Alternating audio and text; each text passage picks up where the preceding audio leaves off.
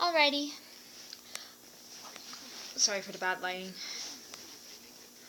Goldilocks and the Three Bears.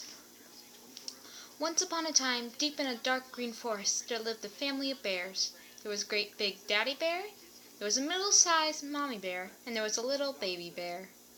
One sunny morning, the bears were up early, hungry for their breakfast. Daddy Bear booked 3 bowls of porridge. He made it with lots of golden, runny honey, just the way bears like it. "Breakfast is ready," called Daddy Bear, but when he poured it into the bowls, it was far too hot to eat. "We'll just have to let our porridge cool down for a bit before we eat it," said Mommy Bear. "But I'm hungry," wailed Baby Bear. "I know. Let's go for a walk in the forest while we wait," suggested Mommy Bear. "Let's get the basket, Baby Bear. We can gather some wild berries as we go." So leaving the steaming bowls of porridge on the table, the 3 bears went out into the forest. Last one out was little Baby Bear, and he forgot to close the front door behind him. The sun was shining brightly through the trees that morning, and someone else was walking in the forest. It was a little girl called Goldilocks, who had long, curly, golden hair, and the cutest nose you ever did see. Goldilocks was skipping happily through the forest, when suddenly she smelt something yummy and delicious. Whatever could it be? She followed the smell until she came to the 3 bears' cottage. It seemed to be coming from inside the door. The door was open, so she peeped in and saw 3 bowls of porridge on the table. Goldilocks just couldn't resist the lovely sweet smell, so even though she knew she wasn't ever supposed to go in anyone's house without first being invited, she tiptoed in. First she tasted the porridge in Daddy Bear's great big bowl. "Ouch!" she said. "This porridge is far too hot." So next she tried Mommy Bear's middle-sized bowl. "Yuck!" said Goldilocks. "This porridge is far too sweet." Finally she tried the porridge in Baby Bear's tiny little bowl. "Yummy!" she said, licking her lips. "This porridge is just right." So Goldilocks ate it all up, every last drop. Goldilocks was so full after eating Baby Bear's porridge that she decided she must sit down. First she tried sitting in Daddy Bear's great big chair. "Oh dear," she said, "this chair is far too hard." Sorry.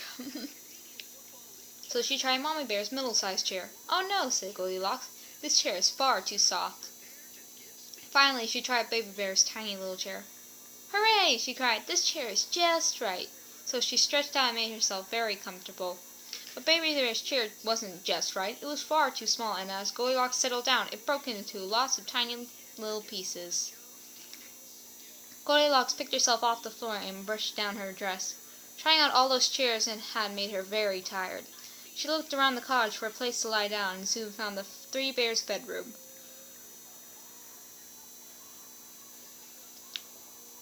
First Goldilocks tried Daddy Bear's great big bed. "Oh no, this won't do," she said. "This bed is far too hard." So she tried Mommy Bear's middle-sized bear. "Oh bother," said Goldilocks, "this bed is far too soft." Finally she tried Baby Bear's tiny little bed. "Yippee!" she cried, "this bear is just right. Bed is just right."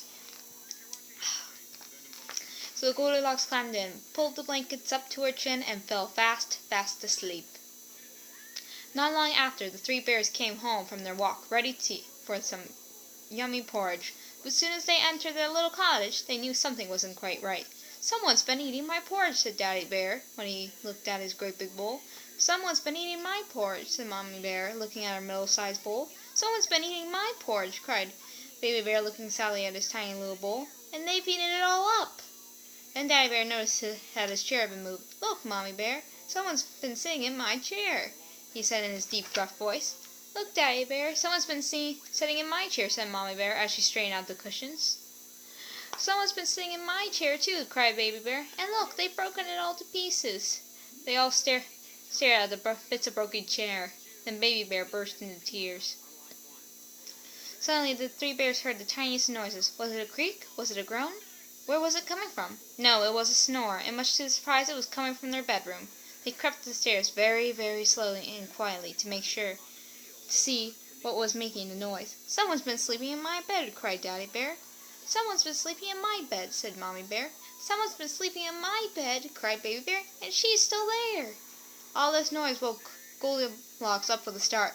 When she saw the 3 bears standing over her, Goldilocks was very scared. Oh dear," she cried, jumping Out of Baby Bear's bed, she ran out the bedroom, down the stairs, out the front door, and all the way back home. And she never ever came back to the forest again. The end. Sweet dreams!